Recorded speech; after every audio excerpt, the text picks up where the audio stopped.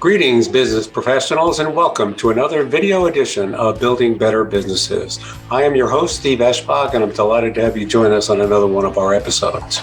I am one of a few Transworld Business Advisor owners here in Chicagoland, and we specialize in assisting business owners confidently sell and match them with qualified buyers. Transworld, by the way, is the world's largest and fastest growing business brokerage firm. I also own a number of other entities that are designed to assist business owners enhance value. You know, I have been a corporate executive and a business owner for more than 40 years, so you would think I would know everything possible about running a business efficiently. Well, you would be further from the truth. In fact, I am delighted to say that many of my successes have been attributable to you out there who have, quote, been there, done that in a world that never seems to stop changing. So I am delighted now to present another episode whereby we can learn from a subject matter expert on how to enhance your business operations. Now on to the next edition of Building Better Businesses. Greetings of the day, listeners. This is Steve Eschbach. I am the owner of Transworld Business Advisors here in Naperville, Illinois, just outside of Chicago. We are having another edition of Building Better Businesses, and I'm delighted to have Carson Sweezy with us. He owns a business called Sweezy's and Savories. He's going to talk a little bit about that and how he got to where he is today. And first and foremost, Carson, thank you so much for joining us. And tell us a little bit about the business that you currently operate, or you characterize it as a business venture, right? I do, yeah. And thanks for having me on, Steve. Appreciate you having me on here. Yeah, so we're building a business venture that's tied to a larger brand. And the brand is this idea that food is a vehicle for all kinds of nourishment. So we can obviously nourish the physical body with the nutrients, but we can nourish our spirit and social interactions and a lot of things that humans have done for millennia with food, right? So that's kind of the brand. And then Sweets and Savories is our venture that we sell products that are yummy and tasty and all that, but they're, again, the vehicle for that connection. Well, I know food goes a long way with a lot of things, particularly this coming weekend with the Super Bowl. That seems to be the basic foundation for events like that. But let's rewind your videotape, Carson. Let's go back to your childhood. So you are where you are today, but let's talk about how your background might have gotten you to where you are today. Yeah, it's a funny question because I've been cooking my whole life. I started cooking when I was 4, just, kind of on my own, making grilled cheeses and quesadillas and whatnot. And in the 90s, when I grew up, the Food Network was pretty legit in terms of what you could learn on there. So learned everything I could from the Food Network. And that's kind of the food side. And then on the, the entrepreneurial side, I've kind of always been rebellious and just wanting to chart out my own path and wanting to try fun things. And my first ever venture was, or not venture, but project, I'd say, I was maybe 7 or 8 and melted chocolate chips into molds and then tried to sell them to neighbors. So did that work? Did you get a customer base? No. And, I think the only reason was it just kind of gave up. So I think something that a lot of entrepreneurs would learn, is something doesn't work, you have to iterate and just keep trying. So, I don't think it didn't work because of any other reason than that. There you go. So how about your parents? Did your parents have an influence on your upbringing and where you are today? Certainly. Yeah. I always credit my mom with, when I was a kid, it seemed maybe at times strict, but looking back now, I realize how much she allowed me to develop creatively and allowed that to really flourish. So, huge influence. And she's been entirely supportive of anything I've done from when I got into real estate in my younger adulthood to now launching the food brand. So interesting. So how about your academics? So if you went through grammar school and high school and college, was it a path of entrepreneurial all the way? Was it a business background? How did that all fold into place? Oh, man. School was always a challenge for me. I never really felt like I wanted to be there. I did decent. I did, I think I had a 3.5 in high school and just, not really caring or being too invested and kind of I went into college just because that's what everyone from my area did. Your two options were after high school where you go to a 2-year college and transfer to a 4-year college, or you go to a 4-year college. So what was your studies? Was it in math? Was it in accounting, finance? Was it business? What was it? I did study business for, I think, 2 semesters before dropping out. And eventually, long story short, I finished my college degree 9 years after high school, and it ended up being more related to media and it was self-designed. So entrepreneurial in that sense, kind of created my own curriculum and decided what I wanted to take and what I was interested in. So I heard real estate, and then I heard now you have a business that ties in food with business. So how did you go from, let's say, college to real estate, and then from real estate to your small business ownership that you have now? So the short of it is, when I dropped out of college, I moved to a farm and I wanted to learn where food came from. And then when I moved back from that farm, and I learned a ton at the farm, I probably learned more there than I had in the previous 17 years of schooling.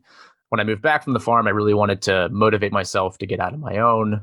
My mom suggested saving up to buy a house. And so I got really interested in this idea of real estate investing and got my real estate license and sold homes. And meanwhile, basically by a loophole within a mortgage loan, decided to go back to school because it allowed me to get a mortgage.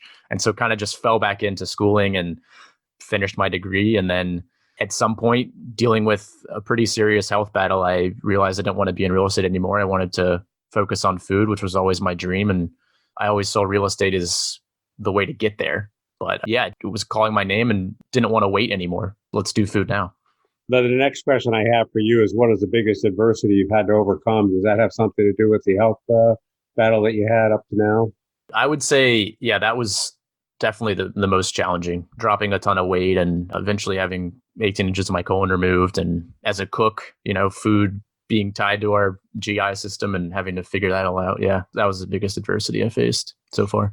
And then moving on, it sounds like you get involved in the community quite a bit. How is the connection in the community making your business better? Well, that's a great question. Yeah, I mean, everything I want to do with this business is community oriented. So it doesn't exist without a community that's interested in it. And so, yeah, I think it's a symbiotic relationship. Everything that we do is for the community, and everything they give us back helps us, just even my own motivation, just doing something for someone else and something that's more than just for me. So what type of community involvement are you engaged in? Is it chamber events? Is it church events? Is it something else? What type of community are you involved in? Or is it multiple? Maybe it's multiple. It's honestly our own curated stuff. And we do a lot of, right now, a lot of virtual stuff. So we've done some virtual events through COVID, but as soon as that's over, we'll host our own events and focused on bringing people together and allowing them to share in authentic spaces.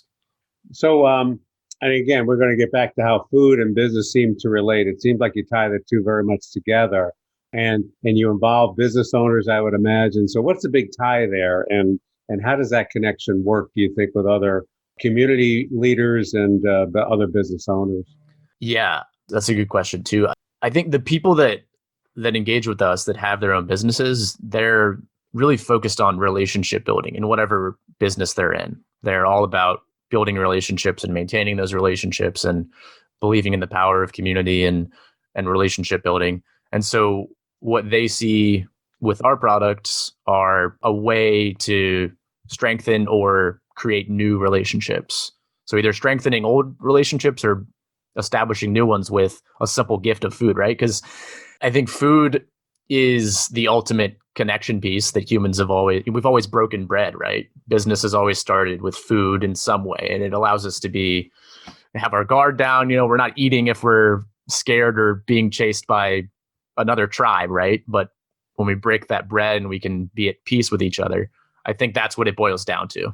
So how does it work in a COVID-19 environment here, whether we're at a pause or a trough, if you will, where now it's totally virtual? It might come back to getting open. I anticipate that'll happen over time. Some argue that it might be a combination of, we call it hybrid, where part virtual, part in person. How does the food component of your business work in what appears to be right now a purely virtual environment?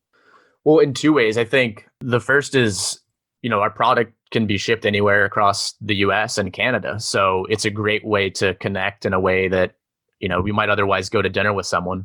Now we can ship them cookies and have them delivered to their doorstep. And then in the other way, a bit less tangible, but we create a lot of entertaining content with cooking videos and stuff. So I think that even if you're not eating the food and consuming it in that way, you can consume this idea of being around food, and it has this familiar feel. So I took a look at your website. It does look like you do some catering and other food-related events, just like your traditional food establishment. So what are the services that your sweets and savories offer? Yeah, so the sweet side is really those cookies and cookie boxes that we deliver across the country, and the savories is more the caterings. And those, it's not a huge focus that we do, but I love, establishing those relationships locally. And we do bi-weekly caterings for a couple of companies around here that use it as an office perk, essentially, lunch every Wednesday on the company's dime, and they bring in a local. They call me a chef. I don't class myself as a chef, but a lot of people do. So yeah, I think that adds a lot of value for the people that engage with that. Tell us a little bit about your team. Is your team internal? Is your team a collaborative effort of others outside the organization? How does that all work? It's a little bit of both. I mean, internally, I have my sister who helps me with the packaging. She's a gem, and anyone who's seen some of my recent LinkedIn posts knows a little bit more about her, but she helps with the packaging. We have a couple others that help with writing content and just some of the logistical stuff internally. And then externally, I work with a fantastic brand team, Rich Keller, who's just been absolutely essential for not just the business and my own brand, but just, personal understanding of my own values that I can bring into the world and stuff like that. And he's been absolutely the best. And then, I have a web guy and some other close friends that are very supportive and in buying cookies and also just giving business advice from their successful businesses. So how do you market yourself? How do you make yourself known out in the community? You're in the DC area, is that correct? And is that primarily where you are, or do you have outreach beyond that? Yeah, I don't really focus on location in any of our outreach. We do quite a bit in Virginia, but we do a ton in California and Florida and Texas and kind of all over the country. So it's all social media, TikTok, Instagram, LinkedIn, Facebook. Those are really our four major platforms. We have a newsletter as well, and that's kind of where you can get some of we call it the scoop. You can get not only deals and stuff, but just some fun stuff related to food and bringing nourishment to people's inboxes. Sounds good. What would you characterize as your ideal client? Who is the best target for you? Who are the customers that seem to be attracted to your business? That's a great question. I was just talking with my team about this earlier. It's really the person who understands the value of relationships and has had a history of doing that in their life, and at the same time appreciates small batch sweet treat that you can't just pick up at Whole Foods. It's kind of the relationship building, but also wanting to provide something of special value to the people that they care about. So is it primarily small businesses, medium to large size businesses? What do you think is your best client? Small businesses, definitely. Yeah, small businesses in the relationship building space. That sounds good. So we're about out of time here. So what else, Carson, have we not covered that you want to mention here in this podcast? I think you've covered a lot in 15 minutes, Steve. Really impressive how your questions were able to flow. I think, the only other thing is just if driving home this idea of food as a connection piece. And I think it's kind of a nice thought that we can all relate to in a way, because we all eat, several times a day. So I think it's a natural human thing. And if anyone wants to learn more about that, please reach out. I love just chatting about it and diving into what food can do for us. And that leads us to our final question of the day. So how can we get in touch with you, Carson? Where do we want to go to get in touch with you? LinkedIn, if you're on LinkedIn, Carson Sweezy. Otherwise, Instagram is great. Those two platforms are fantastic to reach out. I'm on there most of the day, unless I'm baking. So okay. Well, I know everyone in this world really loves food. I know everyone in this world really loves success. Tying the two together absolutely makes dynamic sense. So I appreciate you sharing your insights and your wisdom. And thanks so much for being on board. Appreciate you, Steve. Yeah, thanks for having me on. You bet.